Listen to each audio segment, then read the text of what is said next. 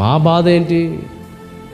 మేము ఇంత ప్రయాసపడుతున్నాం, కష్టపడుతున్నాం, ఈ ప్రయాస వ్యర్థమవుతున్న బాధ తప్ప మీరు రాకపోతే కాలం రావేమో, మీరు రాకపోతే దశమగలు రావేమో అన్న బాధ కాదు మాకు.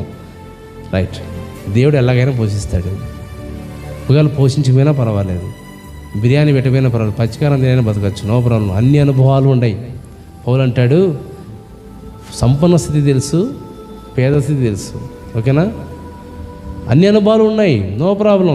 ఎక్కడ పెడితే అక్కడ ఉండడానికి, కంఫర్ట్గా ఉండడానికి ఇష్టపడతాం. దేవుడు ఆడ పెడితే ఆడ ఉండాలి, అర్థమవుతుందా? అక్కడ క్షేమం ఉంది. దేవుడు ఎక్కడ పెడితే అక్కడ క్షేమం ఉంటుంది. కాబట్టి అన్ని విధాలు ఫ్లెక్సిబుల్గా ఉంటున్నాం. దేవుడు ఎలాంటి వాళ్ళు వాడుకుంటాడో తెలుసా? కట్టి దానికి టంటే ఇరిగిపోయింది అనుకోండి, అది పనికిరాదు. ఫ్లెక్సిబుల్ బుట్ట వెళ్ళాలనుకోండి, ఎలా ఉంటుంది?